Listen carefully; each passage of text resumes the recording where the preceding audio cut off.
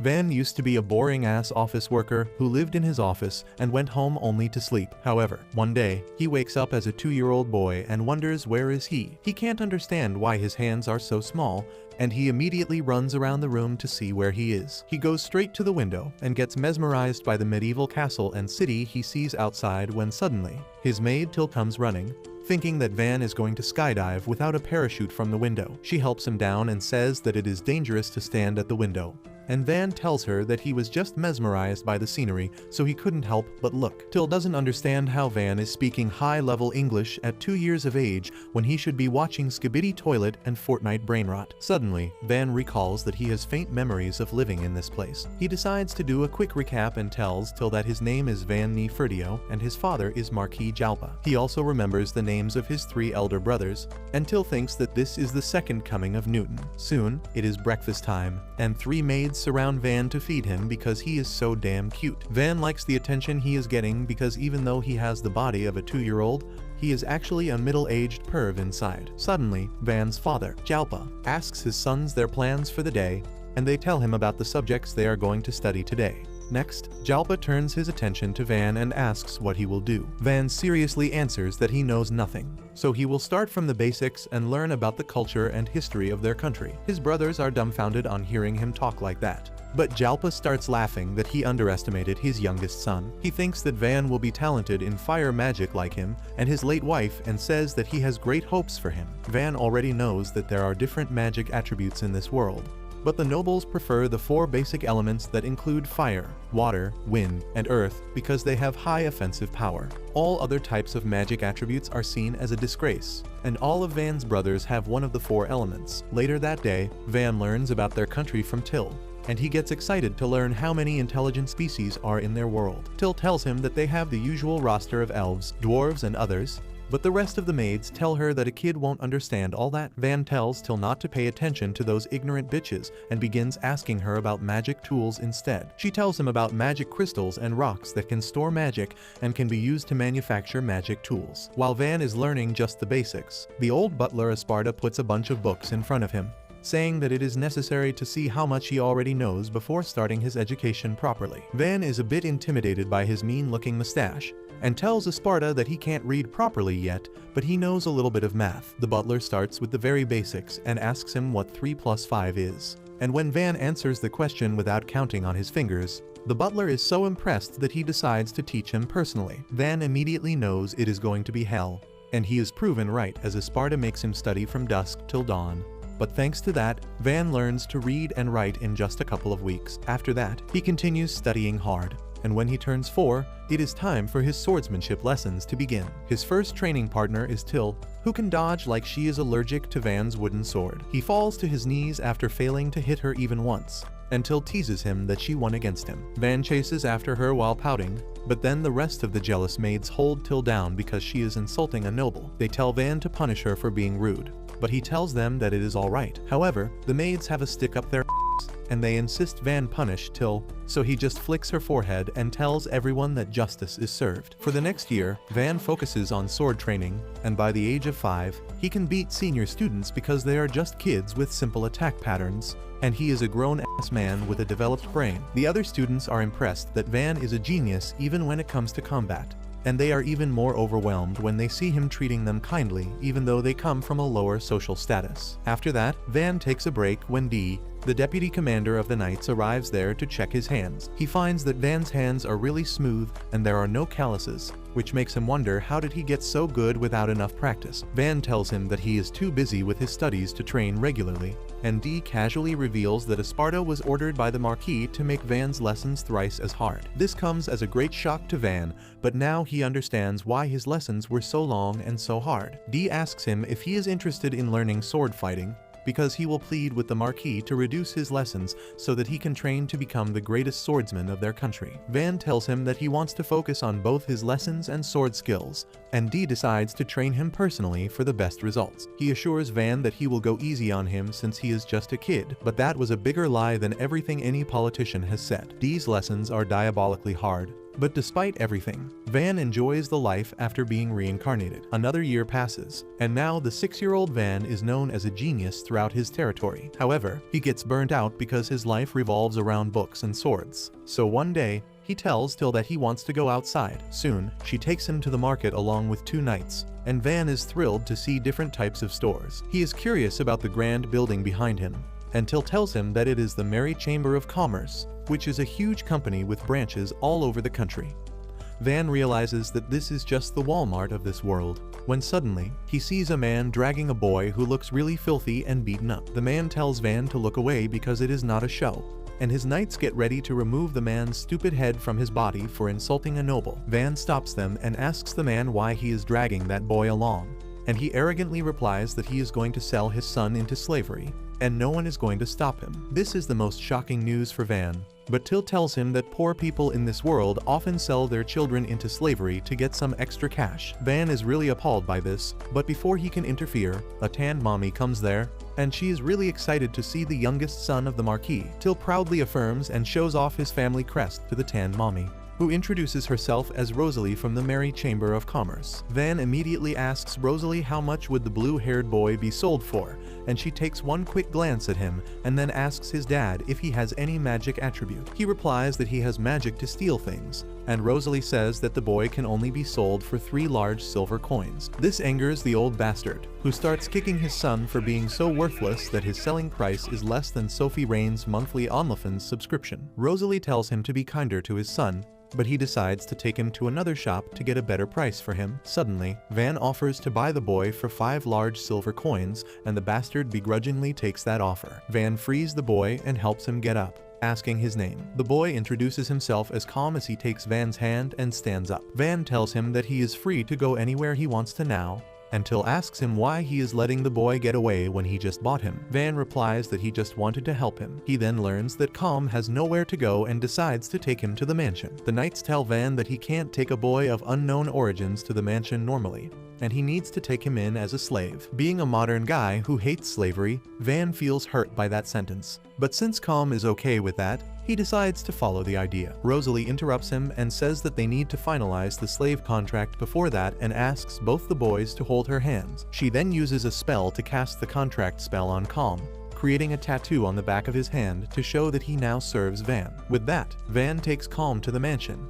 and he soon becomes a talented and loyal servant. One day, Calm comes to tell Van that Dee is looking for him, and Van gives him a cookie to lie that he is not here. Calm takes the bribe and then says that Dee already knows he is here, but Van tells him to cook up a story if he needs to. He then notices that Calm is not wearing the gloves he bought for him, and he declares that he wants to show off his tattoo to the world because it is proof that he serves Van. However, when Van says that he really wanted him to wear the gloves, Calm immediately changes his mind. Just then, Dee knocks on the door, and Calm goes outside to tell him that Van is not here. Dee says that a servant just saw him go inside, but Calm says that the guy must be doing heavy shrooms in broad daylight. Dee doubts that because he can see the cookie crumbs around Calm's mouth, but he quickly wipes them and says that he must also be doing shrooms to imagine things. Dee is impressed by the slave boy's audacity to talk back to him to protect his master, so he decides to train him in place of Van. 2 more years pass, and Van turns 8, which means it is time for his appraisal ceremony. Everyone has high hopes for him,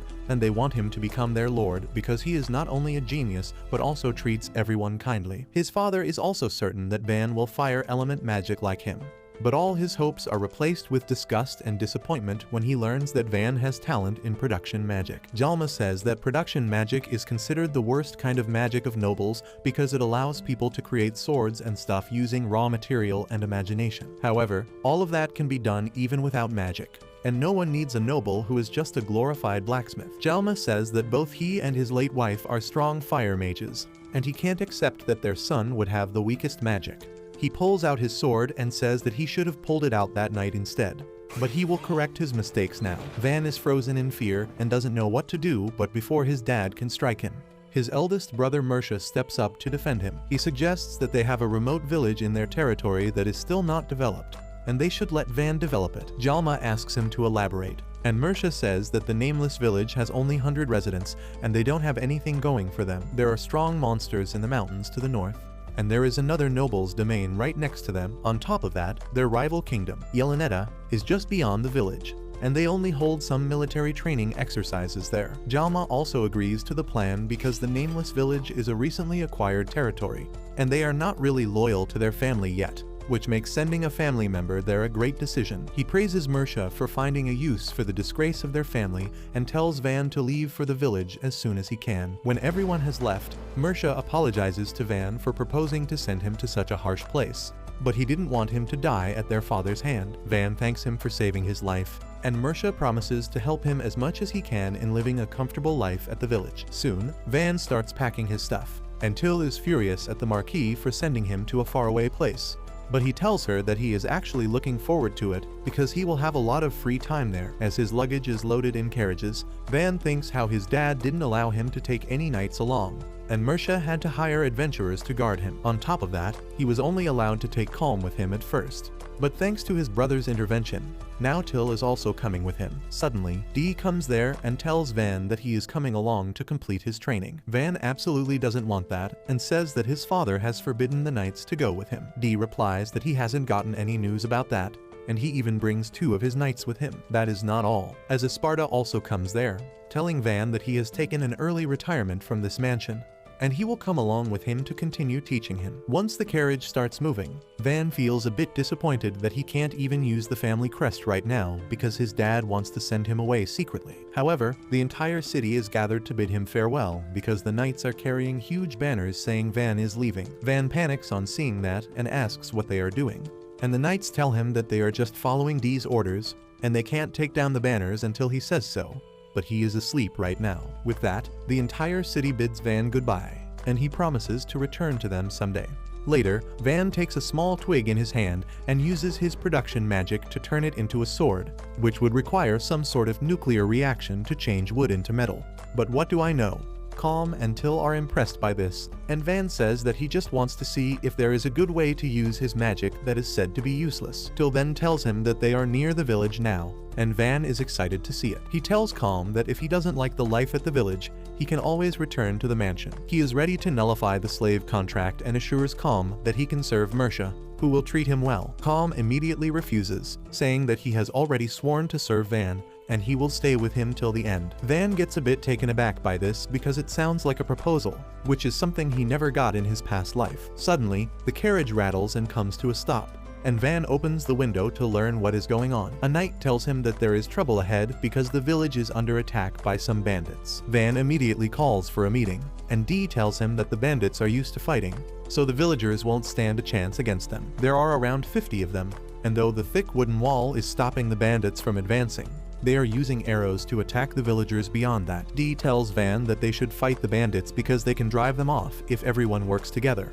But the leader of the adventurers, Ortho, refuses to cooperate. He says that his mission is only to guard Van till he reaches the village, and he will not let his men rush into a battle where they are at a disadvantage. Dee argues that the villagers are the first citizens who will be placed under Van's rule, and they should fight to defend them. Ortho tells him that these ideals are befitting a knight like him, but he and his men are adventurers, so knight logic doesn't apply to them. Dee has no counter to that, so he asks Ortho to protect Van while he and the knights fight off the bandits. He knows that he might die in the process and asks the adventurers to take Van and run back to the city if needed. However, Esparta objects to this obviously stupid plan. He tells everyone that he may look like an ordinary servant, but he is actually an elemental mage, and he will help them win the battle. Everyone finds that hard to believe, but Esparta declares that he will create a wall and the adventurers should fire ranged attacks from behind it. That will distract the bandits, and Dee and the knights will flank them at the same time. Esparta thinks that once the bandits are attacked from all sides,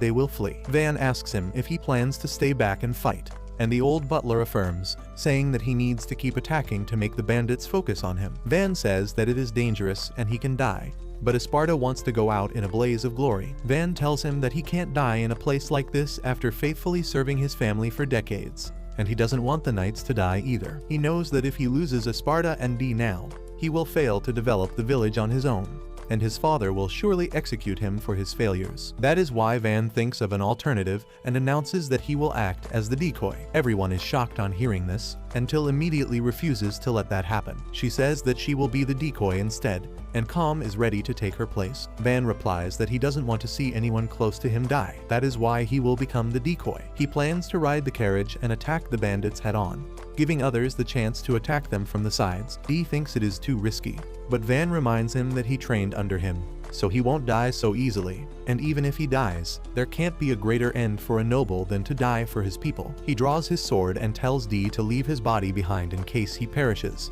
because he doesn't want his family's name to be stained by his death. Van's words move Ortho, who recalls how he was not happy to take the job of guarding a noble's son because he thought that all of them are arrogant assholes. However, when Van came to greet him and even praised him for looking cool and badass, his opinion changed a bit. Now that he sees Van risking his life for his people, he decides not to be a coward and announces that he will fight with him. Van tells him that this is above his payroll, but Ortho replies that he can't be cool and badass if he lets a boy risk his life in his presence. His friends agree with him, and then Dee steps forward too, saying that he can't let his lord risk his life when he is still alive. Esparta agrees with him, saying that he will have to teach Van from the beginning if he thinks risking his life is a good strategy. He immediately comes up with a new plan and creates an earthen wall in seconds before telling the knights and adventurers to flank the bandits from both sides. Ortho and his heavyweight friend rush to one side while Dee and his men rush to the other. Meanwhile, the other adventurers begin firing arrows from behind the wall, taking down a few bandits and distracting the rest. Their leader orders them to target the people behind the wall first, but Dee rushes in just then and takes out a bunch of them at once. Ortho, the adventurers, and the knights join the action as well. And if that was not enough to make the bandits leave shit stains on their underwear, Dee begins emitting a menacing aura that makes them run away. The bandit leader realizes that they can't win like this, so he charges towards the walls to kill the people behind them. Ortho tries to alert his team, but they can't react in time, and the Cyclops wannabe gets ready to swing his heavy axe at the green-haired nerd. Van comes in clutch just then and taunts the bandit leader to get his attention. He nutmegs the big dude and then slashes his knees from behind, making him fall to the ground. Calm joins the fight too and leaps towards the bandit leader using his axe as a foothold and delivers a devastating finishing blow. Soon after that, all the remaining bandits are captured, with Van's forces suffering no losses. Ortho is happy that they achieved the best possible result and says that once they receive their payment, their work here will be done.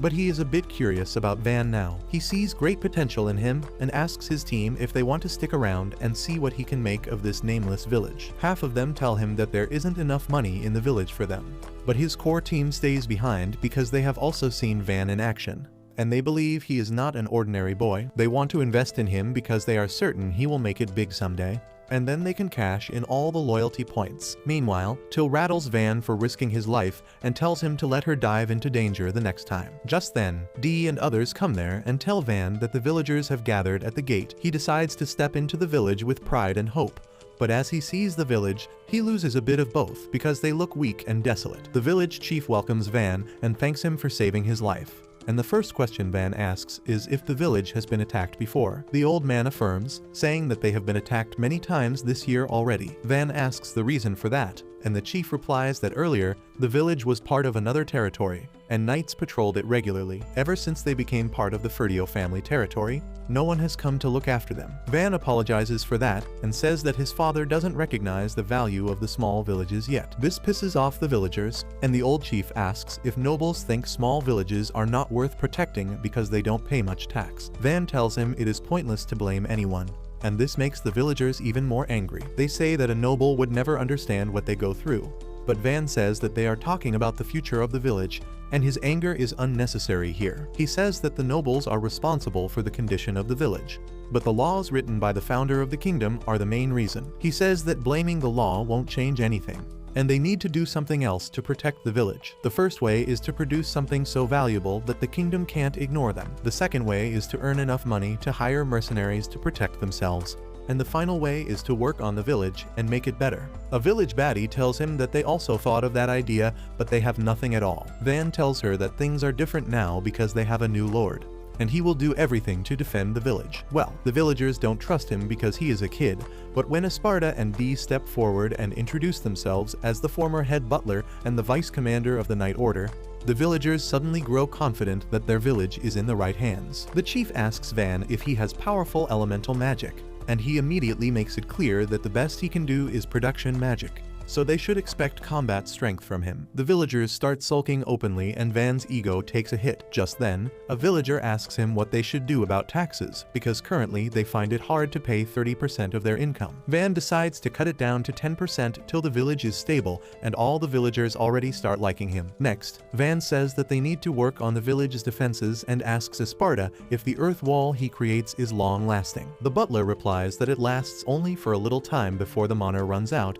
and then it becomes just a pile of soil. Van decides to build a sturdy wall later, but asks Esparta to create one with magic in the meantime. The old butler immediately creates a huge wall all around the village, and everyone is dumbfounded on seeing that. After that, Van says they need pitfalls and traps to slow down any bandits, and Dee asks him to leave that to him. Van then turns to the villagers, saying that they need to work together to rebuild the village, because then making it a successful place won't be a far-fetched dream. After that, Van goes to the forest to test out his production magic fully. He takes a small wooden log and uses his magic to fully feel every inch of it. He then splits the wood into very fine threads and then weaves them into a strong pattern, creating a solid pride cube. Till and Calm ask what it is, and Van tells them that it is a nanomaterial cube, which is really strong. He creates a bunch of them, and soon Ortho and his friends pass by. They get curious about the RGB cubes, and Ortho asks if he can try cutting one. He tosses a block in the air and then swings at it with full strength,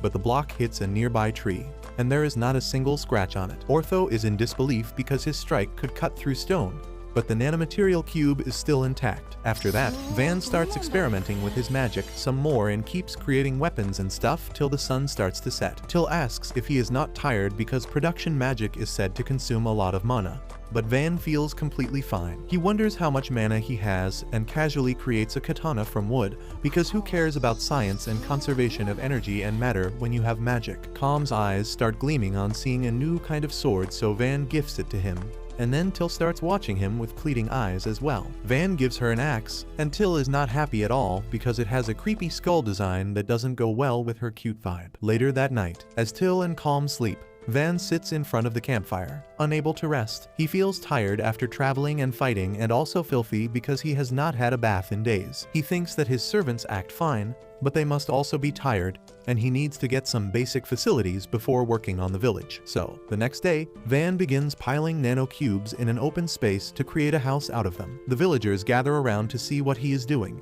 and even Van is not sure if he can create something so big. However, he focuses on the details and steps to build a house. First, he erects sturdy pillars that will support the weight of the ceiling, and then builds walls around them. Next, he builds more rooms with doors and windows, and then adds the roof to complete the building. With that, his house is complete in an instant, and no one can believe that Van built a whole mansion in a matter of seconds. But he is happy that he now has a house to live in comfortably. The entire village and Van's friends keep staring at the mansion with their jaws dropping to the ground, until says that his production magic is more suitable for governing a territory compared to elemental magic. Van acts humble, saying that offensive magic is still better overall because it allows a noble to protect his people. He feels that people feel better under a noble who can cast fireballs as compared to a glorified construction worker. Till and Calm disagree with him and say that they would rather live in his town than in his father's, but Van thinks they are just biased towards him.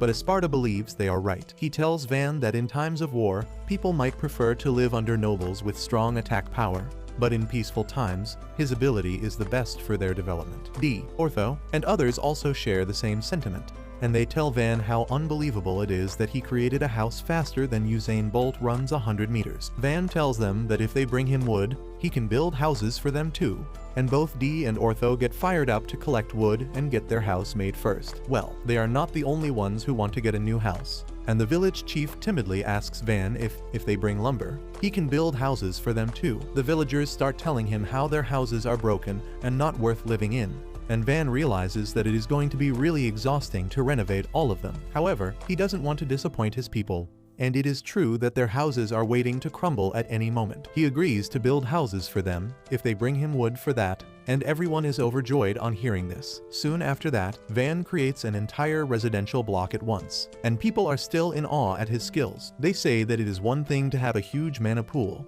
but Van also knows how to plan a proper layout for a settlement. Van starts flexing his knowledge about architecture and design and says that he used the grid layout in which each unit is made of 4 houses with wide streets connecting them. For now, he has made all the houses uniform so that there is no fighting, but he plans to renovate them eventually once they have sturdier raw material to use. The villagers are extremely grateful and offer what little crops they have to Van as a gift. After that, Van creates a public bathhouse next to his mansion because he wants to take a bath daily. But the villagers are also curious about it. Till and the green-haired mage Pluriel tell Van to take a bath with them, and he freaks out on hearing that and reminds them that he is a full-grown man already. The girls get to take a bath first, and Pluriel says that Van is unlike any other noble she has met, and he is really kind and wise. Till immediately starts yapping about how awesome her master is, and once she is finished telling her new friend about all that, it is the boys' turn to take a bath. Van and Calm go inside first, and Van notices that Calm is building up muscles after training regularly with Dee. Speak of the devil. Dee and the knights come to the bathhouse just then, and then the muscle-brained idiot starts swinging his heavy sword in the public bath. After the bath, Van goes to rest in his room and flops on the bed, thinking that he can finally rest after an exhausting day. The next morning, he wakes up to find that the knights have dug a trench around the village to protect it from raiders, and Van says that they need to fill it with water for best results. They also need water for drinking, farming, and the public bath.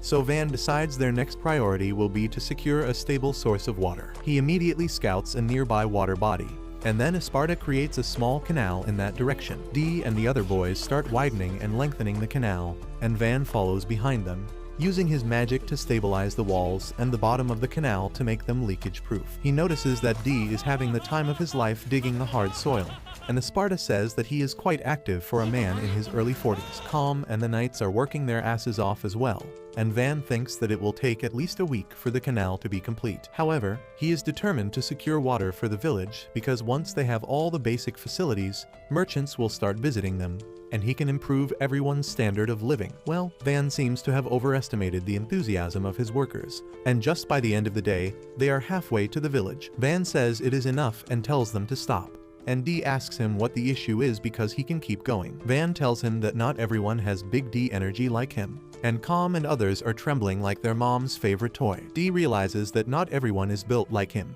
so he agrees to take a break for the day, even though he still has enough stamina to finish the canal on his own. The canal is finished the next day, and everyone involved gathers at the river to witness its inauguration. Van tells Esparta to open the gate, and he shatters a stone plug to let water flow into the tunnel. Everyone applauds as they see water flowing steadily in the canal they created, and the villagers are astonished on seeing so much water at once. Soon, the water fills the trenches around the village, but Van fears that it might lead to flooding once the rains start. He decides to dig a lake behind the village so that they can avoid that, and Esparta says that it will also act as a reservoir for dry weather. Soon after that, Van and his friends build a lake behind the village, and the entire village gathers there to see it. They can't control their happiness on seeing it, and the village chief thanks Van because now they won't have to trek for a mile to get water for their families. A few days later, Van reinforces the village wall by adding bits of stone into mud and then turning them into concrete with his production magic. Everyone is sure that with such a sturdy wall,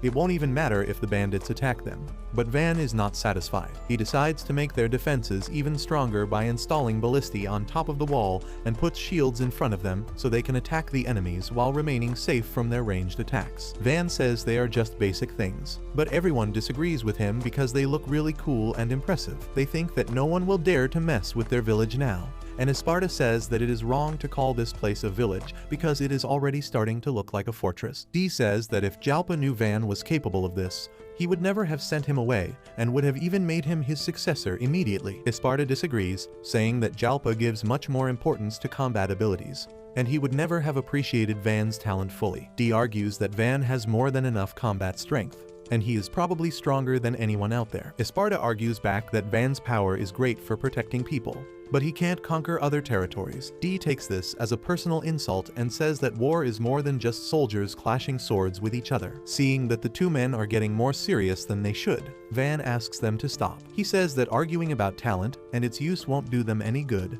and they need to try their best to live a better life with what they have got. Dee starts laughing on realizing his mistake, and he agrees with Van, saying that he will become a great ruler, no matter where he is sent. He confidently says that one day he might even have a domain that rivals his father's, but Van is more interested in breakfast because he is really hungry. He enjoys the breakfast. Till makes it for him, and she is glad that he likes it, because they are a bit short on ingredients. Van realizes it is a worrisome thing, and Esparta tells him that improving the village defense is a good idea, but they need to also worry about its income. They don't have any connections except the merchants who come here once per month. Van replies that he can take care of furniture and cutlery, and the villagers produce enough vegetables to sustain themselves, so they can manage just fine. Esparta wipes off the piece of omelet from his mustache as he tells Van that they don't have any seasonings here, and they also don't have the ingredients for the baked desserts that Van loves so much. Van is shocked to hear this and immediately turns towards Till, looking like she betrayed him. He decides to set up a special industry that will get this village all the money it needs. He asks his team to give him some ideas immediately, and Calm suggests that they can sell the nanocubes because they are a revolutionary material. Van refuses that idea immediately because only he can use them. Next, Till says they can hunt monsters for materials, but Van shoots down that idea as well because only the adventurers and the knights can do it. Esparta thinks that it is hard to find something special in this village, so Van decides to think hard about it. Later that day, he runs into the fatty from Ortho's group, who says that his servants seem to love him a lot because when he asked them to show what their weapons could do, they refuse to let the weapons be ruined by using them. Van is disappointed in both of them and says that weapons are meant to be used, and if they keep them stored up their ass, they won't help them when the time comes. Van encourages them to use their weapons, and the horizontally gifted adventurer pulls out a shield made from orc leather. He claims that it is really sturdy and can measure the power of their weapons and encourages them to attack him. Calm reluctantly agrees to do so and gently taps the shield with his katana. Mr. Plus-sized asks him to put more force into it because that doesn't even count as an attack. But the very next moment, he notices a part of his shield falling to the ground. He can't believe that the shield he just got made is destroyed now. And on top of that, Van tells him that the sword looks like metal, but it is only made of wood. This makes Fatty cry really hard, but Van fixes his shield with his magic instantly. Just then, Ortho arrives there, and he asks Van if he wants to buy some valuable ores from them. Van is astonished to see him carry a cart full of rare minerals, and Ortho explains that the mountains near the village are full of ores and minerals, and they don't even have to go far to get them. He has got some iron, copper, and silver ore, and also a little bit of gold. However, the most valuable find is mithril ore, and Van goes crazy on seeing it. He wonders why no one else has found out the resources in the mountains before, and Ortho says that this place is just too far away and inconvenient for anyone to bother to look. After that, Van decides to work on the iron ore and turns it into a nanocube as well. Fatty gets excited on seeing it and asks Van if he can make swords with that. Van still feels bad about his shield, so he agrees to make one for him, and Fatty asks him to make a short sword and a long sword. Van works on the short sword first, carefully imagining all the details to make it durable, sharp, and also beautiful. Fatty is delighted on seeing the sword, and the rest of the adventurers swarm him to get a closer look, while Van creates a longsword in the same design. This makes the adventurers go cray-cray, and they ask Van if he can make swords for them too. He decides to make one each for them because they brought the ores, and then Pluriel tells him that the swords look like they can sell for a lot. Van thinks that if he can make swords out of mithril, they may sell for even more when Esparta arrives on the scene. He checks the mithril ore and says that it is very rare to find, but if the adventurers found it in the forest before even entering the mountain, it can only mean that there is a dungeon nearby. He says that if a dungeon is discovered here, the village will suddenly shoot into the limelight, and thousands of people will come here each day to explore the dungeon. While it will be a major boost for their economy, Van knows that they are not in the condition to support that many people. On top of that, he fears that they will be attacked by the rival country and even the neighboring nobles for the dungeon. Pluriel says that if a dungeon is found, Van's father will immediately dispatch the knights to protect it, and Van replies that his father has practically disowned him, so he will be sent somewhere else if this village becomes important. Pluriel now understands that Van wants to develop the village more and make it his permanent territory before discovering the dungeon and reporting it. And Ortho says that they will try not to go to the region where the dungeon can be. His friends also agree, and Van thanks them for keeping it a secret, even though they would profit more by being the ones to discover the dungeon. Soon after that, Van renovates the village once more with better quality materials, and Till is worried that he is overworking himself. Just then, a villager comes running and yells that a pack of armored lizard monsters is approaching the village. Van immediately orders everyone to get inside the walls and then locks the gates. The villagers are terrified of the monsters, but Van asks them to fight alongside him because together they can defeat any obstacle in their way. The villagers are motivated by Van's pep talk, and they swear they will fight till their last breath to protect the village.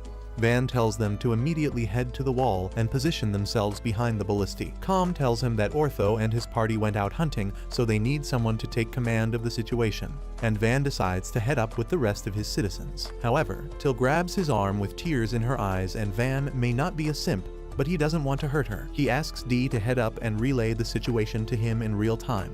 While he stays on the ground and issues orders, Dee accepts his order and rushes up to the wall, and the sight in front of him leaves him stunned. He tells Van that about 40 armored lizards are heading towards them, and they are about 8 meters tall, which is equal to 3 elephants standing on each other's shoulders in freedom units. Dee starts panicking on seeing this because even a group of veteran knights struggles to take down a single armored lizard. And right now, they have only a handful of trained fighters. Van commands him to load the iron arrows into the giant crossbows, and he immediately moves ahead to do that. His knights tell him that normal weapons don't work against the tough scales of the armored lizards, and Dee knows that too. He says that till now, he has won all the battles he has fought. But this time, he wants to trust his gut and let Van take the command. He orders everyone to load their ballista, and then commands them to fire. The arrows vanish as soon as they hit the lizards, and it takes a moment for Dee to realize that there is a huge hole wherever the arrows hit. The armored lizards hit by the arrows fall to the ground after a few seconds of inertia pushing their body forward. And just in the first volley, the villagers take down 10 of them. Dee is impressed by the quality of the weapons made by Van, and also by the villagers who for some reason can aim better than my Call of Duty teammates in ranked matches. He tells everyone to get ready for round 2, and the knights tell him that they only have 1 iron arrow left for each ballista. Dee tells them to load and fire nevertheless, and they manage to take down more armored lizards. However, half of the lizards are still left, and they are out of ammo. Dee relays the message to Van, who begins to come up with a solution to the problem, when he suddenly remembers that Calm's wooden sword managed to cut through Fatty's high-spec shield. He thinks it might work against the armored lizards too, and tells Dee to use the wooden arrows. The knights think this is plain stupidity because wood is not going to make it through the lizard's skin that is tough like steel. Dee tells them to shut the hell up because Van has already proven them wrong multiple times, and he is going to trust what he says. He orders the villagers to load the wooden arrows and shoot, and even the wooden arrows manage to pierce through the lizards, even though they get stuck midway. Luckily, that is enough to hit their vital organs and kill them immediately, and now Dee knows that no one can beat them. He tells the villagers to load and fire once again, because tonight they are going to feast on lizard meat. The villagers follow his command and make it rain arrows on the armored lizards, wiping out whatever is left of them. Dee proudly declares their victory to Van and the rest of the villagers, who start cheering loudly. Till hugs Van tightly, and he is still trying to process that his wooden weapons actually worked against powerful monsters. Back on the top of the wall, the knights remark how no one from their side got injured, and they still have a lot of ammo left. Dee thinks that the battle was over so quickly that he feels a bit disappointed, but it just shows how OP Van's ability is. Soon after that, the villagers start processing the lizard corpses under the guidance of Ortho's party, who returned quite late. Ortho tells them to preserve the eyes, fangs, skin, and magic core for selling, while the meat is to be stored for eating. He says that usually processing armored lizards takes a lot of time and most of the meat rots before they can use it. But thanks to the knives Van has made, the work is really easy. Just then, Van arrives there and inspects the mountain of meat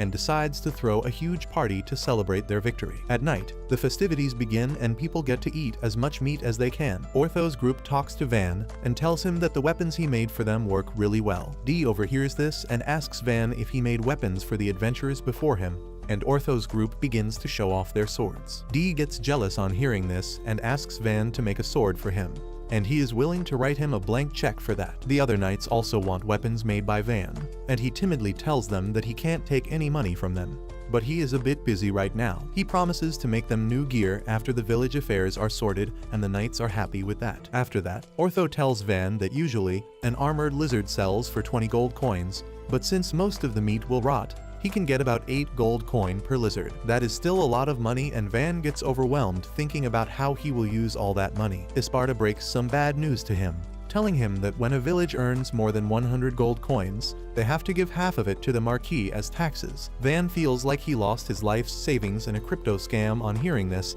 and asks if there is any way they can commit tax fraud. Isparta tells him that they can't hide the sale of so much material, and Van loses all hope. However, he is more worried about his father discovering the importance of this village, because then he will exile him to some other faraway place. Suddenly, Esparta comes up with a solution, and says that they can compromise on the situation by reporting to Mersha instead of Jalpa. Van realizes that they can give the glory of defeating the lizards to his elder brother, which will cover up their actions and let them stay in this village for longer. The next day, two merchants come to the village and they get bamboozled on seeing the huge fortress-like wall in front of them. They start blaming each other for reading the Google Maps wrong and losing the path, when suddenly, Van appears on top of the gate and welcomes them to his village. The merchants are shocked because they recognize Van as the genius son of the Marquis, and wonder why is he in such a remote place. They introduce themselves as Belle and Rango from the Merry Chamber of Commerce, and Van lets them in. As soon as the merchant brothers reach the warehouse, their jaws drop halfway to the floor on seeing the materials harvested from the armored lizards. They find it hard to believe that such a tiny village hunted all these monsters,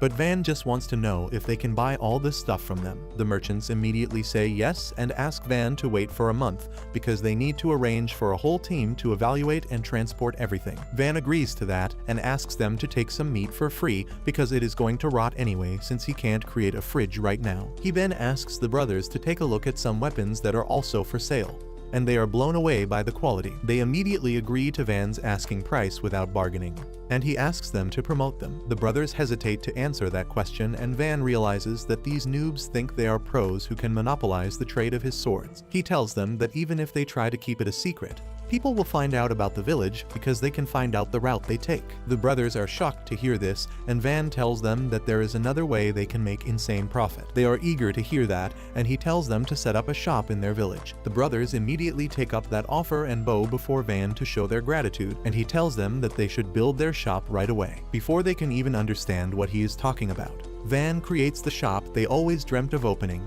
and tells them that he is looking forward to doing good business with them. Soon after that, Van gets two guests that he is not expecting at all. One of them is a noble girl nearly his age, and the other one is a badass night mommy guarding her. The night mommy is already judgmental and declares that she will find out if Van is really a genius or a poser. Meanwhile, Van is getting homework from Esparta, who tells him to plan a city for 10,000 people to live in, because at the rate they are developing this village, it will become a city in no time. He asks Van what kind of fortress city he wants, saying that square-shaped fortresses are most common. However, Van can't not be extra, and he says he wants to build a star-shaped fortress because that will force attackers to waste a lot of time trying to cover the defense points he will set up around the fortress. Esparta likes the idea and starts helping Van with it, when the redhead knight barges into the room, saying that an emissary from the neighboring Ferdinando County is here to see him. Van lets them in, and they turn out to be the same noble girl and the mommy knight. He greets them, and the mommy introduces herself as Mira,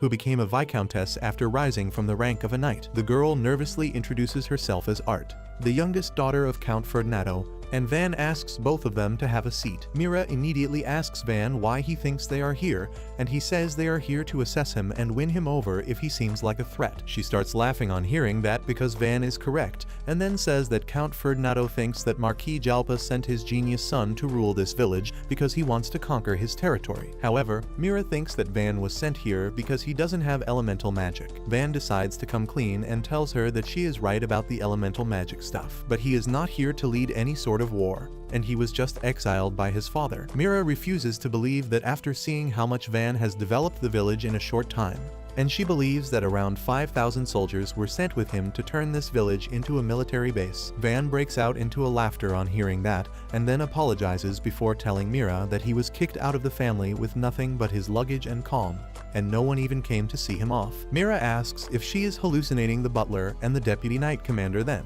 and Dee says that he came to complete Van's training of his own accord, and he has ignored messages from the knight commander to return to the city. Esparta also tells her that he retired and is now teaching Van as a hobby, and Till says that she wants to serve Van forever because he treats everyone kindly, no matter their social class. That still doesn't explain the rapid development, and Van decides to give his guests a demo because that will be faster. He takes them outside the village and asks Esparta to create an earthen wall so that he can turn it into a fortress-grade wall. Mira is impressed by the old butler's magic, but she says that the wall will crumble as soon as it loses mana. Van immediately uses his magic to transform the mud wall into solid concrete, and then uses some wood nanocubes to create a gate. Mira and Art are bamboozled on seeing this, and ask Van about his magical attribute. He replies that he can use production magic, which is considered the worst kind of magic, and that is why he was exiled here. Hearing that reminds Art of her own unfortunate life, and then Mira decides to get to her second agenda. She tells Van that she was sent here to offer Art's hand in marriage to him, and he understands that the Count wants to give him his daughter so that he doesn't try to conquer his territory. He tells Mira that a marriage is unnecessary because he doesn't want a conflict with anyone, and he is just developing the village because he wants to live a peaceful life here. Mira tells him that she initially wanted to prevent Art being engaged to the lord of a small nameless village because she would not find happiness in such a shabby place.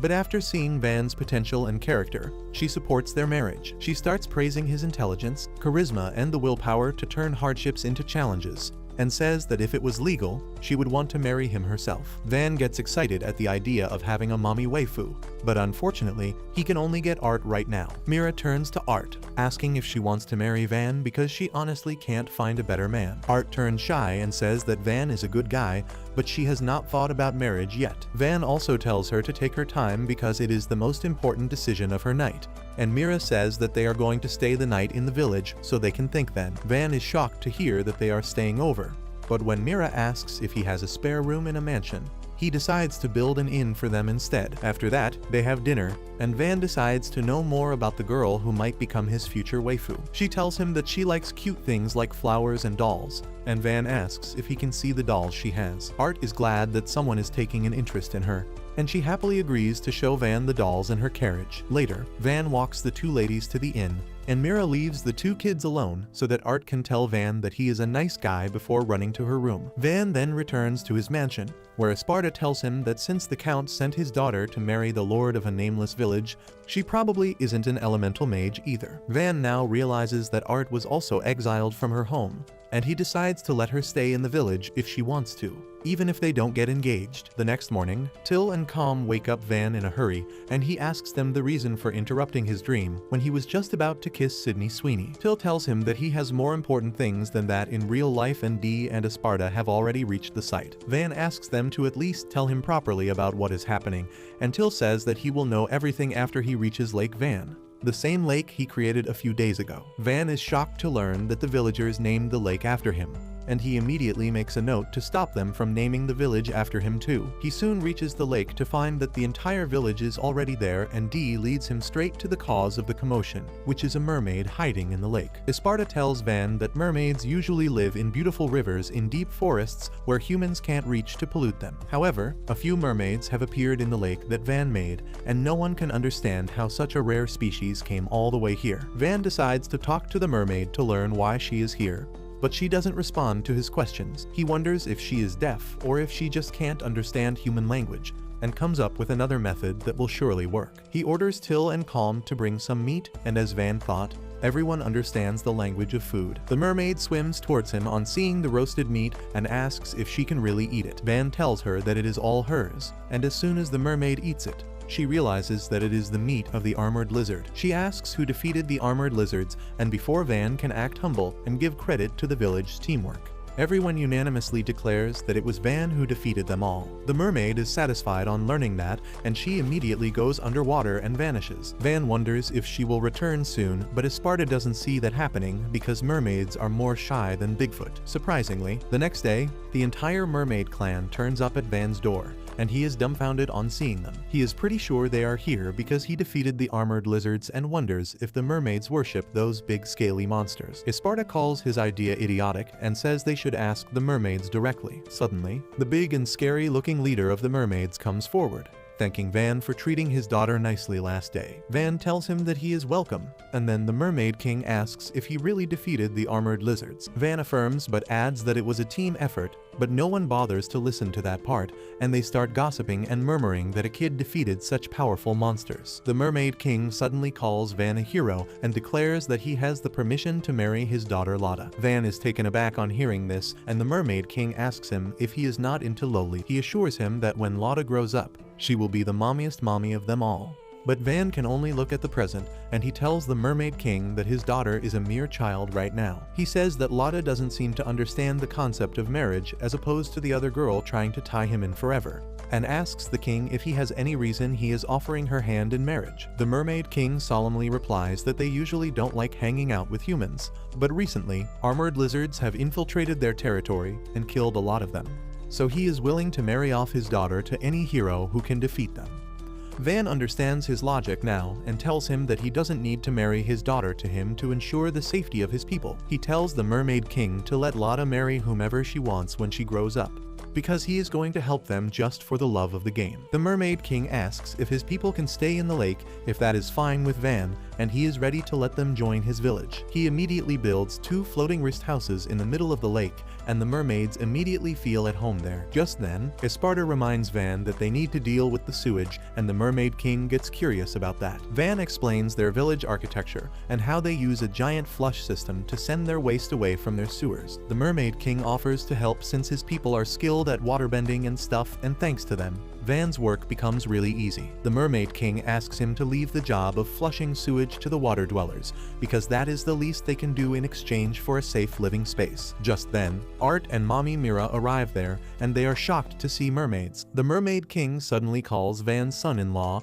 and thanks him for helping them, which shocks both the human girls. Mira asks Van if he married a mermaid when Art was the first in line, and before he can clear the confusion, Lotta proudly declares that she is Van's wife. This makes things worse between Van and Art, so he calls her out for a boating session the next day so he can clear the misunderstanding. Art tells him that she already heard the details from Mira earlier, so there is no confusion anymore. Van is glad to hear that, and then Art starts praising him for building a lake and developing his village so much. Just then Lotta comes there to greet him, and she gets jealous of seeing him with another girl when he is already her husband in her mind. Suddenly, more mermaid children also arrive next to the boat, and they begin calling Van the Meat Lord while rocking the boat and causing Art to accidentally fall on top of him. The kids stare at the scene in curiosity while Art gets nervous, but Lotta becomes even more jealous. She again asks Van what is this strange girl doing with her husband, and he reminds her that he turned down her father's offer, so they are not even engaged yet. Lotta just pouts and goes underwater on hearing this, and the other mermaid kids start hollering at Van for bullying their princess. They start rocking the boat really hard and Art clings tightly to Van, who keeps bribing the kids with meat, but they don't fold. Later, the Mermaid King himself comes to confront Van, who is terrified of his stern expression. The Mermaid King says that he heard from Lotta that Van was flirting with another woman when he is already married. Art gets scared on hearing this, but Van makes it clear that he never said yet to marrying Lotta. However, the Mermaid King is not here to listen to logic, and he declares that they will have a competition between the merfolk and Van's people. If the merfolk win, Van will officially recognize his marriage to Lotta. Van is about to turn him down when Dee suddenly accepts the challenge on his behalf. He promises Van that as the deputy commander of the Knight's Order, he will surely bring victory to him. Even Esparta agrees with Dee for once, saying that the sooner they settle this issue, the more time Van will have for his studies. Mira is also nearby, and she also agrees with the idea. Van says that if he loses he will have to get married right away, but Till and Calm tell him that there is no chance he will ever lose. He doesn't know how to stop them from Dee riding him all the time, and in the end agrees to the competition. The Mermaid King says that they can hold a 3-event competition to be fair and gives Van the chance to pick the first event. Well, instead of picking something where he will have a clear advantage, Van chooses to hold a game of water polo, which is going to be equally tough for both sides as no one has any idea how to play it. Van first creates a pool in the middle of the pond and then begins explaining the rules to everyone. Esparta is surprised because he has never heard of a game like this, and Till says that Van is really great because he knows things that even the old butler doesn't. Anyway, Mommy Mira tells Van the swimsuits he made are really good for attracting gooners to this anime, while Dee is busy flexing like your average gym bro. Van asks Mira if she is going to take part in the game too, and she affirms, saying that she needs him to marry Art instead of the mermaid princess, and she has to do whatever it takes to protect him. Soon, the game begins with Mira and Till representing Van's village, while Lad and her dad play for the mermaids. As soon as the game starts, the Mermaid King scores a service ace, and soon the two mermaids begin overwhelming the humans, which shouldn't be a surprise to anyone with more than 3 brain cells. Till starts losing hope on seeing the massive point difference by half-time, But Mira gets furious on hearing this and asks if her loyalty to Van will lose before such a small challenge. Her words fire up Till, and together they start taking back points from the mermaids in the second half. After a fierce second half, both the teams are at match point, and everything hangs on the next point. Mira jumps up to block the Mermaid King's spike, but he gets past her and Till is unable to defend it either. With that, the mermaids win the first round and Till is disheartened, but Mira acts like my cousin when he binge watches Haikyuu for the 8th time. Van is not happy to see her acting hopeful, even though they lost the first game, and then the Mermaid King approaches him with the second game idea. He keeps it simple and says they will do a swimming relay race, and Van realizes that he is screwed because it is going to be impossible to beat mermaids in water. However, D says that it will be super easy, barely an inconvenience, with him there, and Calm also volunteers to join the team. Soon, the competition begins with Lotta and Calm taking off. And as everyone expected, Lotta immediately takes a comfortable lead. Calm works his ass off to catch up to her, but Lotta is simply chilling, and she goes underwater to swim even faster to tag her teammate. Calm somehow follows her, and as soon as he tags D, the real game begins. D starts doing the butterfly stroke, which is the most difficult way to swim, and Van wonders why the hell did he choose that over the front crawl. The other knights tell him that butterfly stroke allows D to use his muscles to the full, and he rushes forth like a motorboat, overtaking the mermaid and winning the competition. The Mermaid King can't believe that they lost at swimming, but D is proud of his achievement. He happily walks out of the pond, unaware that he swam so fast that his swimwear was torn off from water pressure.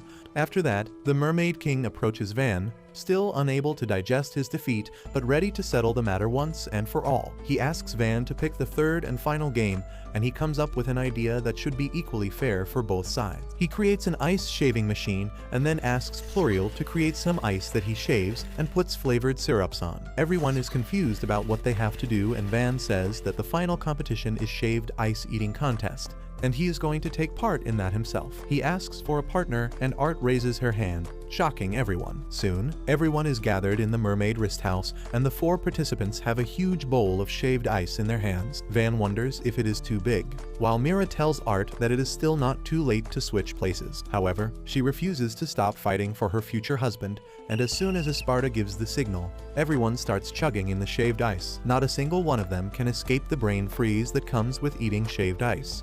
But the Mermaid King is determined to make Lotta marry Van at all costs. He powers through the brain freeze and starts eating the shaved ice, and Lotta follows his example. Van thinks they are going to lose now, but Art gets over her brain freeze and starts eating the shaved ice 1 spoon at a time. That gives Van courage to keep fighting, and he rejoins the eating spree. After a few minutes of the most intense ice eating contest ever, Van and Art finish their bowls, winning the competition. The Mermaid King gracefully accepts his defeat, and Van is glad that now he won't be pressured to marry Lotta anymore. However, the Mermaid King still calls him his son-in-law and says that he has proven to be even more worthy of his daughter. He leaves for his home with that, and the perplexed Van wonders what was even the point of the competition. Just then, his stomach starts hurting because of eating too much ice, and everyone gathers around to check up on him. Meanwhile, Mira tells Art that she did a good job, but she can only keep watching Van as he is surrounded by his loyal friends. She wonders how can she enjoy the same kind of attention as him, because she has always been neglected since birth. When she was little,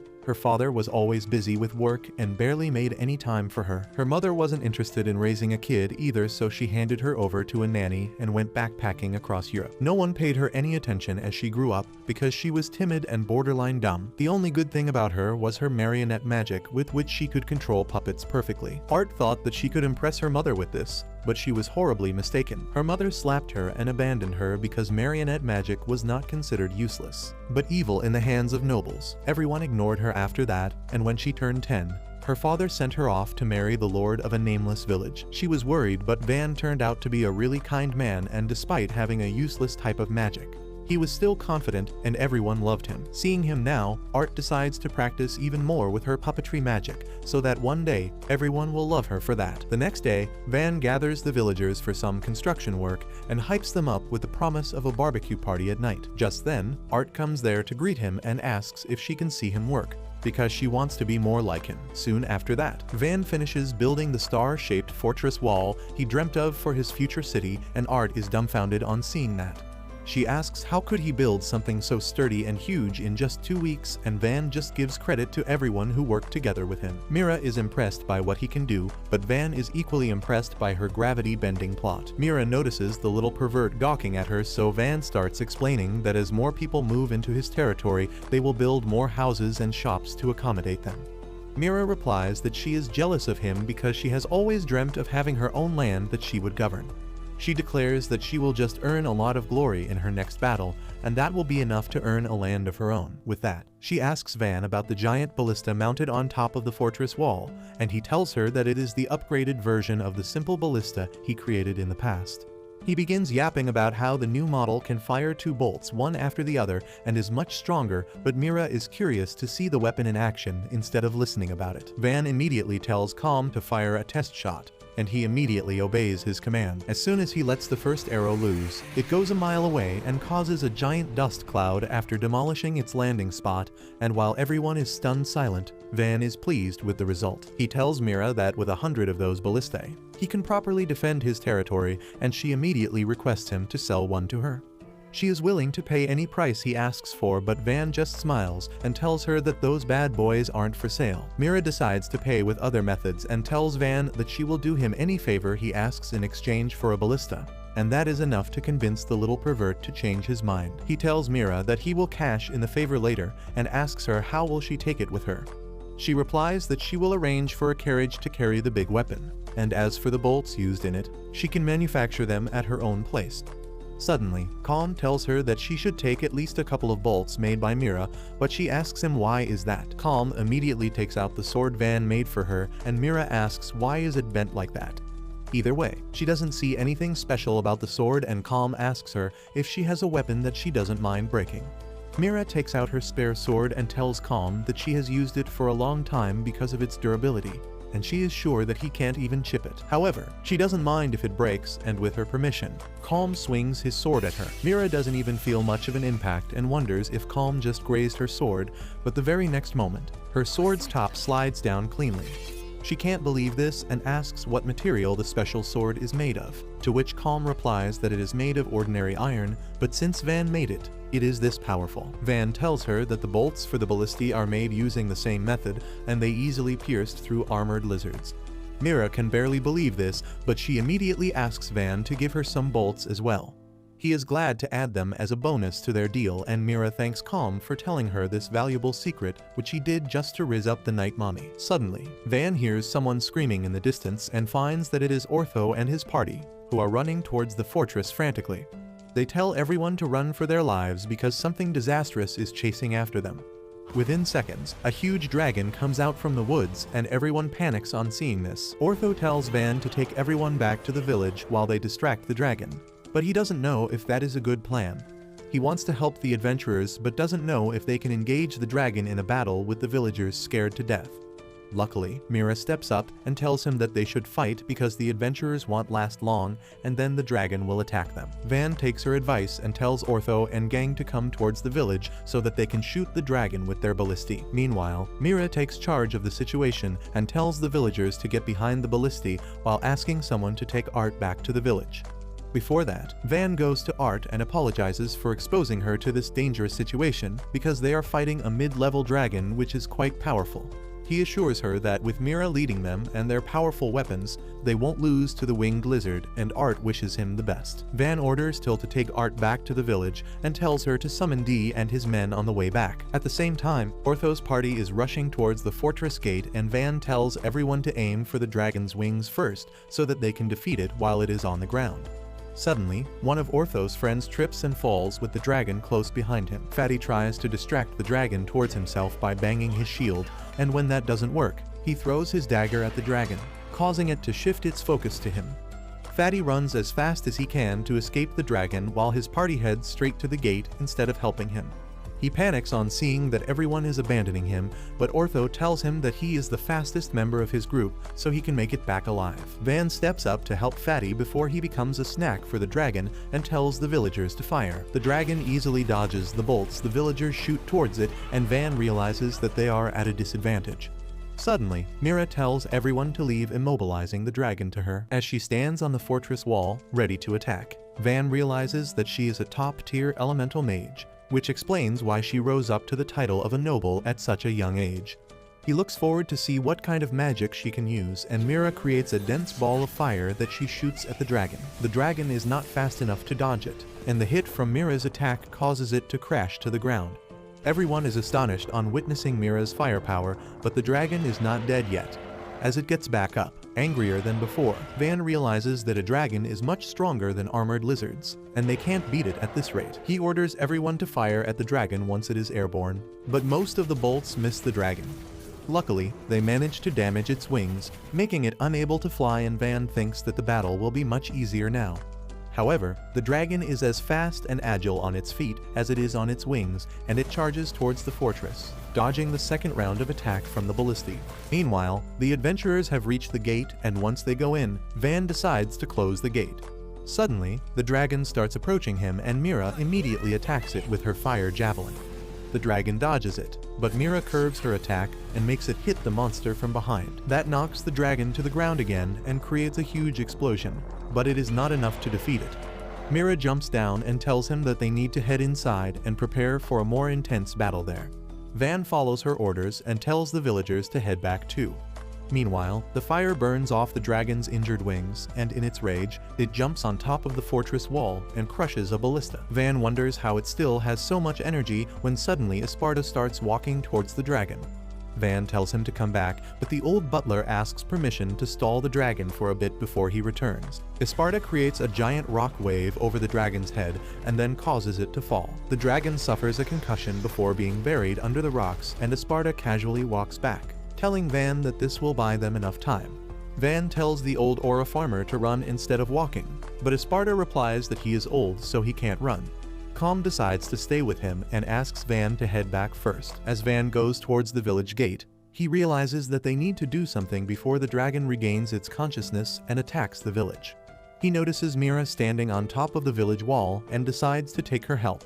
He tells her that he is going to cash in the favor she owes him now, and Mira is happy to hear that. Van tells her to pin the dragon to the ground as soon as it reaches the village, and then everyone can attack it with the old model Abilitiy. Mira agrees to his plan, and just then the dragon gets back up.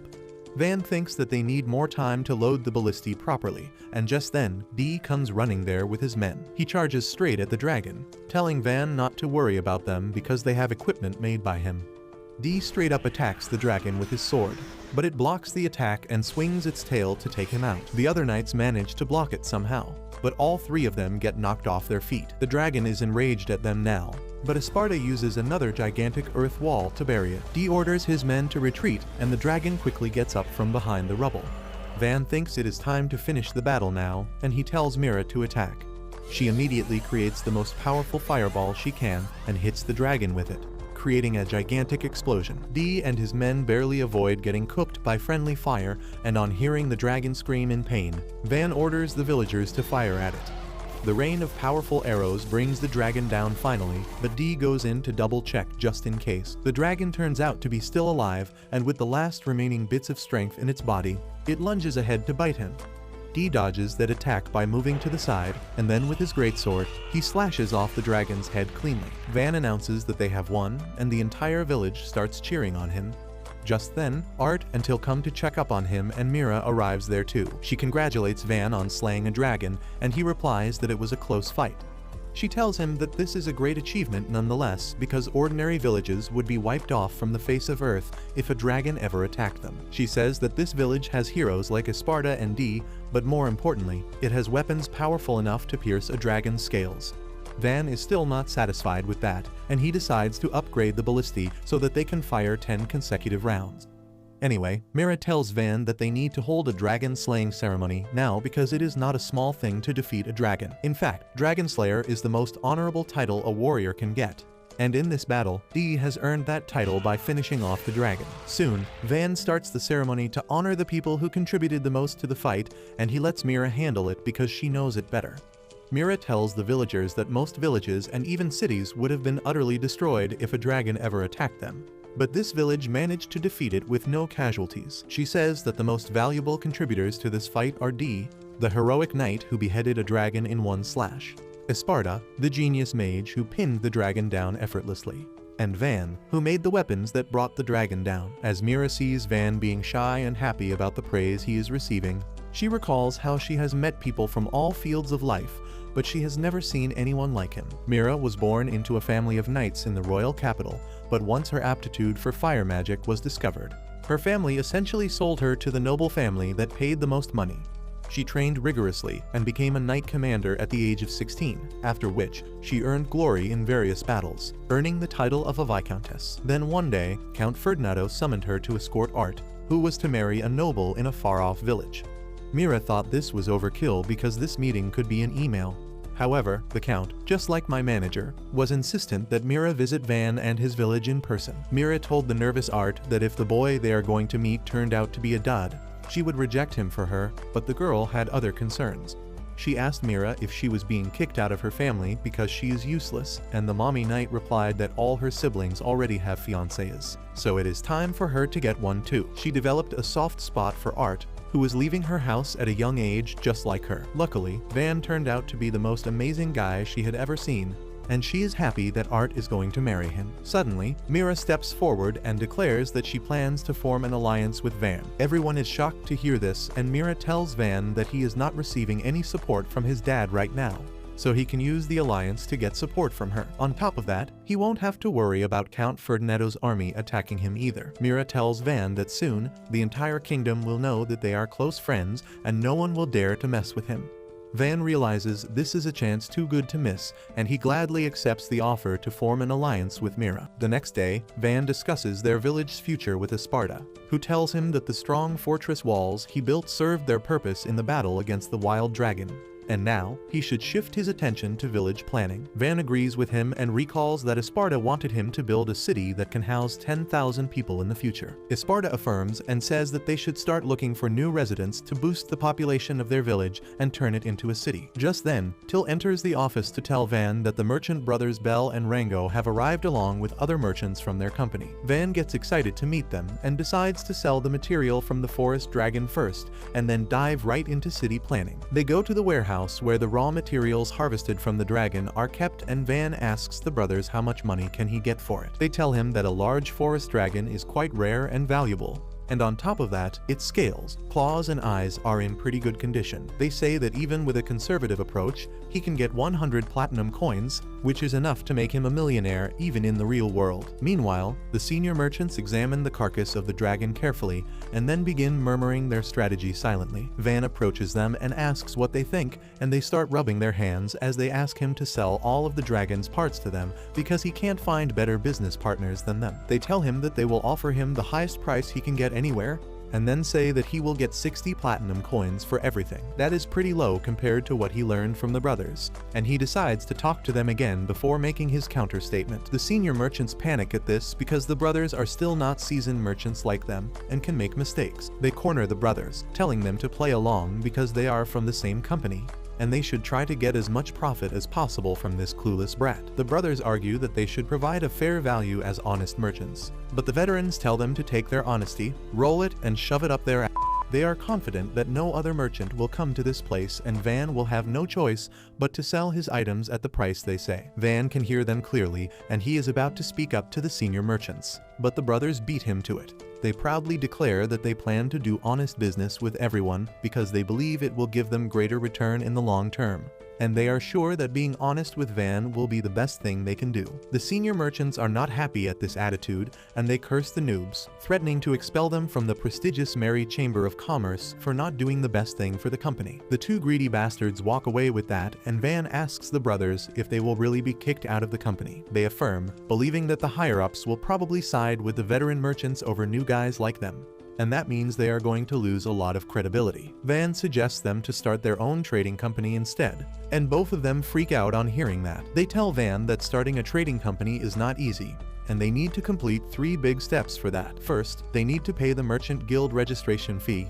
and then they need to have a shop of their own. These are the easy parts, but the third part is getting an endorsement from a titled noble. Van knows only one noble with a title who can help him, and he immediately goes to mommy Mira with the request. She agrees to endorse the brothers without wasting any second, and Van asks her to think again because she might run into trouble with the Merry Chamber of Commerce that is backed by the royal family. Mira replies that a gigantic trading company will most probably not bother that a small-time noble is supporting a two-man company. On top of that, she wants to do things that will spread good things about her. And with this incident, she wants people to know how she helped two honest merchants start a company. Van quickly suggests that if she wants people to talk about her, she can take the credit for slaying the dragon because that way his family won't find it out either. Mira replies that slaying a dragon is a big thing, and people will investigate it independently to verify the claim. Their investigation will lead to Van and Dee, so he can't prevent his family from knowing that he was responsible for slaying the dragon. This hurts Van's hopes, and he fears that his family will summon him and hand over this village to someone else. Mira tells him that the only way to avoid that is by getting a title of his own. She explains that all nobles have a title that they can inherit or work hard to get. She claims that since she started from a knight, she had to take the longer route. But since Van is the son of a marquis, he can easily get the title of a baron from the king. Van doesn't understand how that can happen, and Mira tells him to claim the glory of slaying the dragon himself, because that is enough to get him a noble title. Van panics on hearing that because he doesn't want all the attention and clout, but Mira tells him that this is the only way. She can understand his worries as well,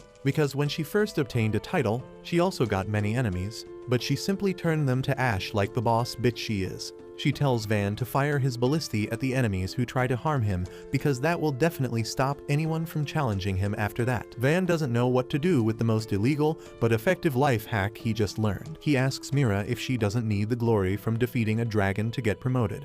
But she lets out her inner predator on hearing this and tells Van that she doesn't need a kid worrying about her. After that, Van goes back to the brothers and tells them that Mira is going to back them up. They are shocked to hear that, but that shock turns into happiness as they realize that they can open their own trading company. They immediately buy the dragon parts from Van for 130 platinum coins and then get ready to sell it in the capital. However, they run into a great trouble as they find that the senior merchants took away the carriages with them so that they are left helpless. The brothers are confused about what to do now, so Van offers to build a carriage for them. Just then, Mira also comes there and lends them her war horses, who are like Olympic-level athletes among other horses. Meanwhile, the two money-grubbing bastards are laughing that the brothers will come crying to them because they have no way to transport their items now, when suddenly, Mira overtakes them with the new carriage. The merchants take a second to process what they saw, and they realize that the brothers are going to form their own trading company with her support. Soon after that, Mira reaches the royal capital and appears before King Dino, who is pleased to see her and asks if she is here to request for another promotion. Mira tells him that she is here to ask for a noble title for her friend, and the king is curious to hear more. He asks why her friend is not here, and Mira replies that he is protecting a faraway village, so he cannot come here, but he has achieved great things which are just the starting of his journey. The king is intrigued on hearing Mira praise the guy so much, and he asks about his achievements and identity. Mira replies that the guy in question is Van, the youngest son of Marquis Ferdio, who defeated a forest dragon. The entire court starts buzzing with murmurs and gossips on hearing this, and the king immediately asks if he is a powerful elemental mage. Mira replies that Van has production magic, and he is just 8 years old right now. She then starts glazing Van, narrating how he found the village under attack the moment he arrived there, and he defeated the bandits with a handful of knights and adventurers with him. She also tells the king about how Van used his production magic to completely transform the rundown village into a fortress, before fighting a forest dragon and defeating it. The king finds that crap harder to believe than believing in Santa Claus as an adult, but Mira has brought a fang of the forest dragon as proof. She asks King Dino to come and see Van's village with his own eyes, because once he sees it, he will definitely promote Van and give him even more territory to rule. The king also likes the idea, and he grants Van the title of a baron. Mira announces that in public to get everyone talking about Van's achievements, wishing to see how interesting things get after this. Meanwhile, in the village, Van remodels the village houses and builds a few more of them to make it more full. He also builds 2 tall towers outside the village that serve as a proof of a big civilization, and also help to keep an eye out for threats. He decides to have lunch on top of the tower with his friends, and after that, they watch the village from high up. Esparta tells Van that they should start calling this a town instead of a village now, and he suggests the name Van Town for that. Van is pissed because he doesn't want his name to be used as a brand, but everyone thinks otherwise. After that, they have some cake that till baked since all the ingredients are now available in the shop set up by the brothers. Just then, Calm notices some people standing in front of the gate and Van decides to see who is visiting him now. As he opens the gate,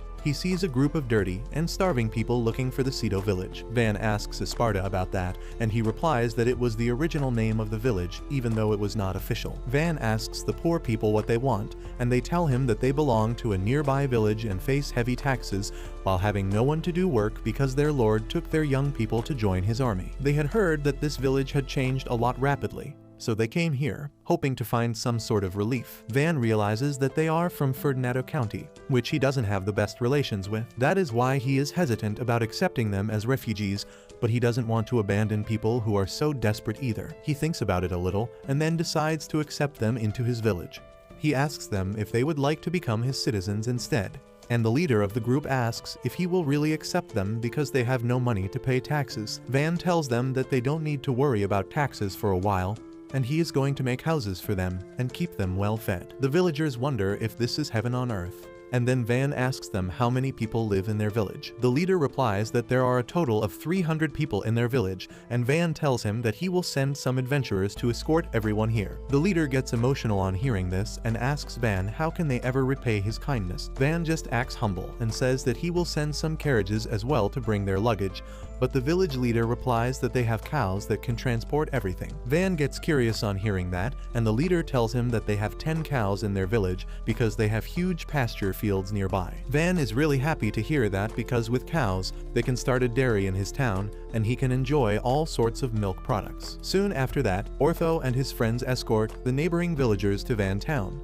and they think how Van's decision makes no sense to them. The green-haired nerd baddie tells them to shut up and focus on their work, so they scatter and start comforting the villagers. Ortho picks a tired-looking woman, who says that she was against the decision of moving to another place that is even more remote than their village. Ortho agrees with her about the geography lesson, but then assures her that the village she is going to is a paradise. Soon, they arrive at the town, where Van has prepared a barbecue to welcome the tired and disheartened refugees. They can't believe that they get to eat something so delicious, and start stuffing their mouth with Van's delicious meat with tears in their eyes. After that, the refugees approach Van, asking if there is some work for them to do because they want to earn their living here. Van realizes that they are scared that he might kick them out for not working. He tells them that they can help by running stores he is setting up, and also by working on the fields. The villagers reply that they know how to work on a field, but they have never run a business before. Van tells them that they can leave the complicated stuff to the educated people and do whatever they can. Just then, the village chief arrives there to welcome the guests and says that Van has made their life much better, and now they want their new friends to enjoy that life too. The villagers are already overwhelmed by this, but Van is not done yet. He has prepared cake for them using the milk they got from their cows. He tells the new residents that their lives are only going to get better as he develops the village into a town and then a city, and everyone feels that they can finally live after just surviving all this time. Soon after that, all the residents of Van's town start mingling with each other. As he observes the people from the two villages and the mermaid clan becoming friends, he is pleased with his progress, and Esparta tells him that he did great. The old butler then abruptly tells Van that it is time to resume his education, and Van panics, saying that it is unreasonable to start studying just after finishing work. Esparta tells him that no one has ever died from studying too much, and he better get his back in the classroom. Van feels that he is going to suffer, but luckily, Ortho and his team arrive there just then. Van is excited to see them and asks if their hunt was a success, but Ortho looks sad as he apologizes to him about discovering the entrance to the dungeon. It takes Van a few moments to recall that they were actively trying not to discover the dungeon entrance, but he doesn't understand why it is a big deal when they can just ignore it. Esparta, however, tells him that now that they have discovered the dungeon, he needs to report it to the king immediately because that is the law. Van realizes that his small town is not yet ready to accept thousands of adventurers who will come here to explore the dungeon. And on top of that, his father will learn about all the development work that has happened here. Ortho still feels bad about it, but Van tells him to chill because they can't change what has happened. He orders Mr. Horizontally Gifted, Kuzala, to go to the capital by himself to report the dungeon to the king, because he must have discovered it since he is the party scout. Ortho suggests that they should also go with Kuzala for moral support, but Van asks him and the mage Pluriel to explore the area around the dungeon entrance. They agree to that job for the reward of 1 large gold coin and leave Fatty on his own. but he gets an even better reward than them. Van gives him a sword made of mithril as his reward, and suddenly, both Ortho and Pluriel want to go with him. Anyway, Kusala leaves for the capital, staring at the mithril sword the entire time. He feels lucky that he got such an amazing reward when suddenly, he comes across a carriage that has been wrecked by a bunch of orcs. Kusala decides to face them head on, confident that with a mithril short sword, he will easily defeat them. He charges ahead and easily outpaces the orcs, and the mithril sword slashes through them cleanly. Kusala finishes the entire group of monsters in minutes, and just after that, a pretty girl named Flameria comes there to thank him for saving her life. She starts buttering up Fatty, saying that he must be a famous hero judging by his skill and style, but he replies that he is just an adventurer who is not even famous yet. Kusala doesn't know how to respond, and then Flameria tells him that she is going to walk to the royal capital now, and if he ever comes there, she would surely repay him. Kusala replies that he is also going in the same direction, so she should hop on his horse, but Flameria doesn't want to trouble him. Fatty doesn't really care about that, and he puts her on his horse immediately, saying that he can protect her on the way this way. He then asks the girl why is she going to the capital, and she gloomily replies that her father was a baron, but he died in a battle and his territory was conquered by the enemy. So now she is homeless, so she wants to become a maid at a noble's household in the capital, or a popular OnlyFans model. Kusala has zero delicacy, and he replies that Flameria is also free like him, and she should consider coming with him to the remote village where he lives, because there will certainly be work for her there. Fatty decides to risk it all for the huzz and tells Flameria that he will protect her if she comes with him, and she puts on a sad smile as she accepts his offer. Back in the village, Van tells Esparta that he will create a separate settlement for the adventurers that will come to their place shortly. Esparta likes the idea and suggests him to appoint a governor to manage that place. Van immediately appoints him as the governor, and then Esparta recommends him to form a knight order to maintain law and order in the village and the new settlement. Van replies that he will form the Cedo Knight Order under D to protect the village, and then the Esparta Knight Order to manage the adventurers. Soon after that, he starts working on creating the adventurer outpost outside the village and D, and the villagers start gathering materials for him. Van gets an idea and asks D to recruit the villagers into his knight order, but both of them are shocked to learn that the shrewd old butler beat them to the game and already recruited every healthy adult to join his squad. As Van is despairing about losing to the old man, Calm tells him that Kusala is back, and he has brought a surprise guest with him. Van welcomes Kusala, who cheerfully informs him that he filed the report about the new dungeon in the capital. Van asks him who is the lady with him, and Fatty replies that she had nowhere to go, so he brought her along. Van welcomes Flameria too, who says that Kusala saved her from orcs near the capital and starts praising him, calling him a true hero. Van can see the very obvious romantic tension between the two, and he is happy that at least someone found their soulmate. Suddenly, he spots a bunch of rowdy delinquents riding towards them aggressively, and he craps his pants, thinking that they are bandits who are trying to rob them. Fatty tells him to chill because these guys are just a bunch of overeager adventurers who rushed after him the moment they learned that a new dungeon had been discovered. The rowdy adventurers soon reach them and begin telling Van and others to head back inside their village because a place like this is dangerous. Van is initially stunned and thinks that they are definitely bad people, but then Calm tells him that these people might be idiots straight out of the Mad Max series, who don't know the correct way to say things, but they are indeed worried about them. Flameria remarks that they look scary, and that statement hits the adventurers harder than a hammer to the nuts, and they repeat that kids like them should not be out here in danger. Van tells them that they are quite close to the village, so they are not in any real danger. The Mad Max crew can't believe that a remote village can have such huge walls and ask Van how he built them. He decides to show them instead of telling them, and uses some wood blocks to create a temporary fencing, and the adventurers grab their heads in shock on seeing such amazing magic. Just then, D arrives there with more raw material, and as soon as he takes Van's name, the adventurers are shocked to learn that the famous Van Nefertio is just a brat. D gets mad at the Mohawk crew for calling Van a brat, and as he slashes through their sword with ease, they immediately start fearing and respecting him. From that day onwards, they always bow down when they see D,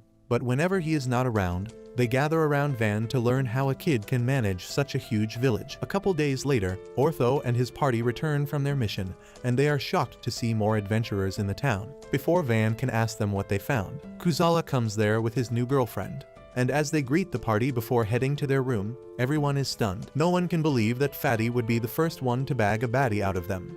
and when Van says he will build a house for the two of them, Ortho regrets sending Kusala alone to the capital. Van ignores the moping single loser and asks Pluriel what they found. She reveals that there are no monsters around the dungeon entrance, but it is located in a canyon which is hard to access. She says that the place is not suitable for any big construction.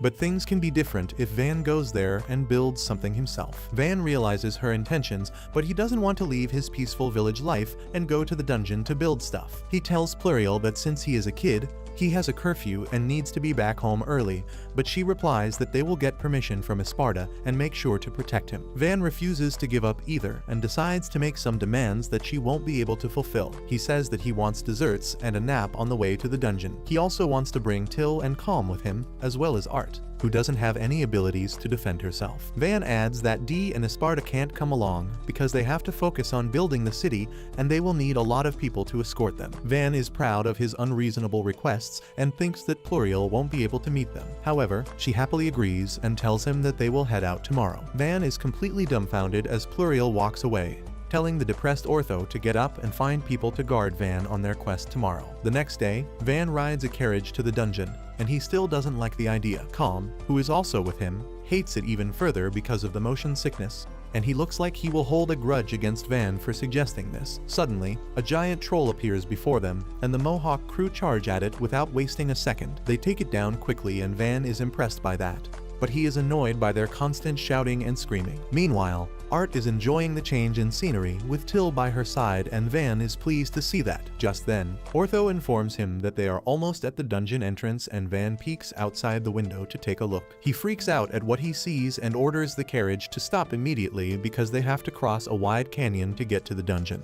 And the only thing that leads them there is a pair of wooden logs, and one of the delinquents is doing ballet on top of it. Van freaks out on seeing that, but then he sees Ortho and Kusala standing nonchalantly on the second log, asking if something is the matter. Van realizes that the adventurers have no idea what the OSHA guidelines are, and he will have to teach them from the basics. He immediately orders everyone to sit down and think about minimizing risk because there are places where a single mistake can cost them their life. The Mohawk crew doesn't understand this, and even Kusala doesn't care about that as he happily dances on the logs. He is confident that nothing will happen because he trusts himself, but Van says that if he kicks the log, he will surely fall to his death. Kusala freaks out on that, and then Van tells everyone that even if they are quite skilled, there can be accidents if the log rolls or cracks. That is why they need to be more careful. The adventurers agree and say that they will walk more carefully now, but Van has a better idea. He uses his abilities to create a sturdy bridge, taking them to the other side where the entrance of the dungeon lies. He asks the Mohawk crew what kind of buildings they want in this place,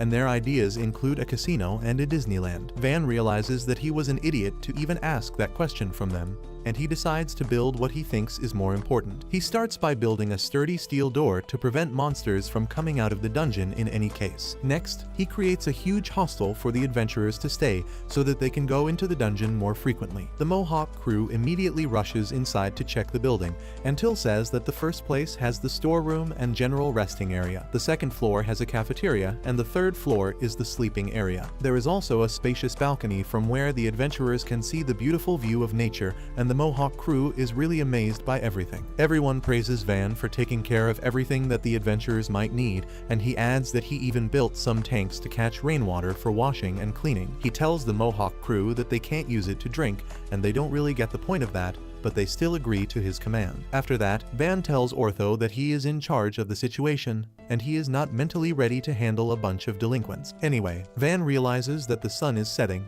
and he tells everyone that they need to head home in time for his curfew or Esparta will scold him. The adventurers laugh that even Van is afraid of something because he is a kid and he is pissed at them. Just then, Art calls for his attention and asks what is the glowing crystal that she just found. Van is shocked to see that it is a huge crystal of pure mithril, and he praises Art for discovering it. With that, everyone returns to the village where Esparta is waiting for Van with a creepy smile on his face. Just as Van sees that, he realizes that he is screwed and he turns to his friends for help. Till, Calm, and Art are terrified of Esparta and don't know if they can do anything to help. So Van turns to Ortho, asking him to save him because he got late while helping the adventurers. Ortho reluctantly steps up to take the blame for being late, and Van thinks that he won't be lectured now. However, Esparta tells Ortho to shut up and move aside as he drags Van inside for a lecture. Soon after that, Van takes Art on a walk through the village, and she remarks that it has changed completely under him. She says that everyone must feel happy to live in a place like this, and Van asks what she feels. Art doesn't understand his question at first, so Van asks if she wants to stay here. Art reacts a bit timidly on hearing that, and Van tells her not to stress about it. He claims that they don't need to think about their engagement, and he just wants to know what she wants. Art thinks out aloud about what she wants, and that is indeed an engagement with Van. He goes blank as he hears that, and once Art starts acting super embarrassed, he tells her that he will forget that she said that. However, he can't hide his happiness on learning that this cutie is down bad for him, which is creepy since he is a grown-ass adult on the inside. A couple days later, the merchant brothers Belle and Rango return to the village. Van asks them if they succeeded in setting up their trade company, and they affirm, saying that it is all thanks to him. They also give him the payment for the wild dragon's materials, and Van casually hands it over to Till, who starts vibrating because this is the first time she is handling such a huge amount of money. Van then asks the brothers if Mira did not return to the village along with them,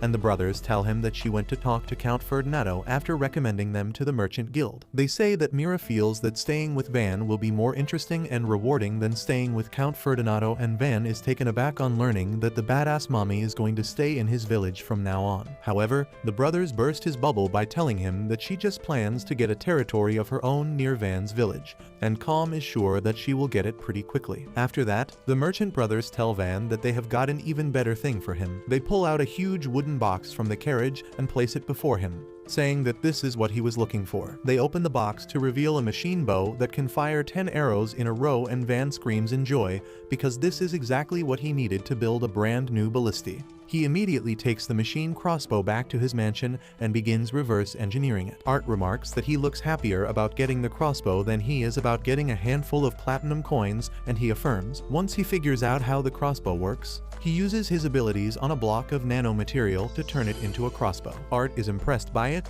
but when Van can't fire the crossbow, she remarks that even he fails sometimes. Van doesn't understand the intention behind that statement, but Art panics, thinking that he got offended. He laughs at her worries and tells her that he fails all the time, and apart from his production magic, there is nothing special about him. Art tells him that it is not true because he is smart, well-educated, and talented in swordsmanship. As opposed to him, she has nothing good going for her. Van replies that he doesn't have any talent, and if she wants, he can let her study under Esparta and D because they will make her as talented as him in no time. Art chuckles at the offer, but then Van asks about her magic aptitude, and her smile immediately vanishes from her face. Till assures her that she doesn't have to answer the question if she is not comfortable, but despite her trembling voice, Art reveals that she has an aptitude for marionette magic. Both Till and Van are shocked at this, because marionette magic is considered useless by nobles, and it is as hated as production magic. However, Van cannot let his future waifu be depressed, and he tells her that her magic sounds exciting,